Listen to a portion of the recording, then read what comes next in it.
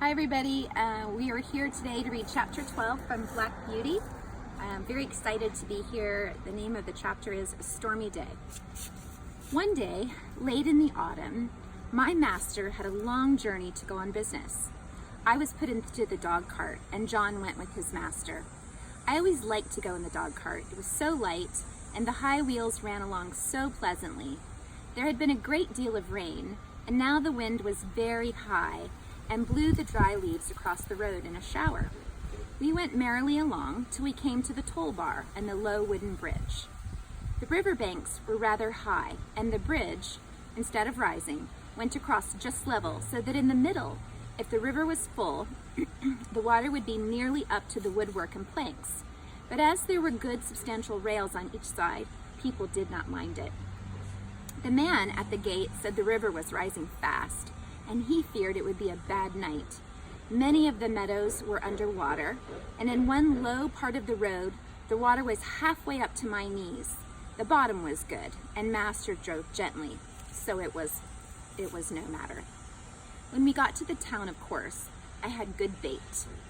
But as the master's business engaged him a long time, we did not start for home till rather late in the afternoon. The wind was then much higher, and I heard the master say to John he had never been out in such a storm. And so I thought, as we went along the skirts of the wood, where the great branches were swaying about like twigs and the rushing sound of the wind through the trees was terrible. "I wish we were well out of this wood," said my master. "Yes, sir," said John. "It would be rather awkward if one of these branches came down upon us." The words were scarcely out of his mouth when there was a groan, a crack, a splitting sound, and tearing, crashing down amongst the other trees came an oak, torn up by the roots, which fell right across the road just before us. I will never say I was not frightened, for I was. I stopped still, and I believe I trembled. Of course, I did not turn around or run away. I was not brought up to do that. John jumped out, and in a moment was at my head. "There was a very near touch," said my master. "What's to be done now?" "Well, sir, we can't drive over that tree, nor yet get round it. There will be nothing for it but to go back to the 4 crossways, and that will be a good 6 miles before we get round to the wooden bridge again. It will make us late, but the horse is fresh." So back we went and round by the crossroads, but by the time we got to the bridge, it was very nearly dark, and we could just see that the water was over the middle of it. But as that happened sometimes when the floods were out, master did not stop.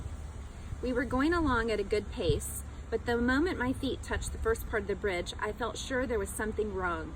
I dare not go forward, and so I made a dead stop. "Go on, Beauty," said my master, giving me a touch with the whip, but I dare not stir.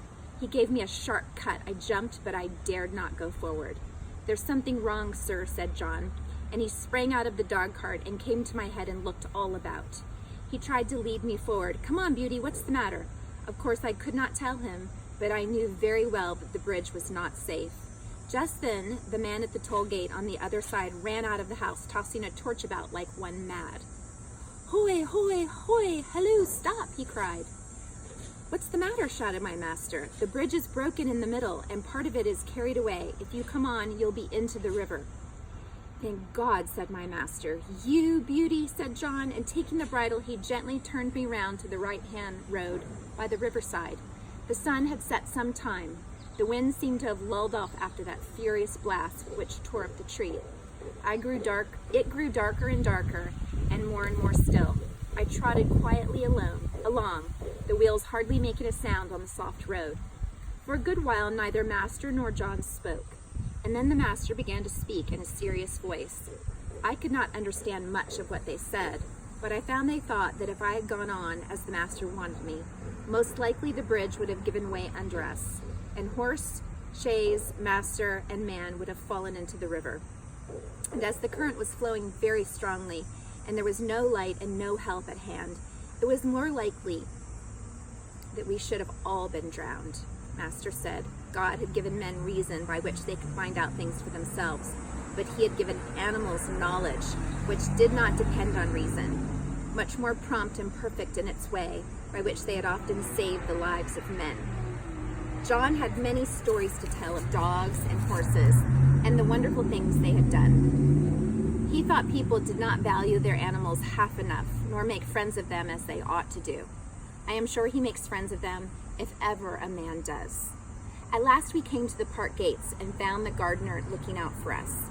He said that the mistress had been in a dreadful way ever since dark, fearing some accident had happened, and that she had sent James off on Justice the roan cob towards the wooden bridge to make inquiry after us. We saw a light at the hall door and at the upper windows, and as we came up, Mistress ran out saying, "Are you really safe, my dear? Oh, I have been so anxious, fancying all sorts of things. Have you had no accident?"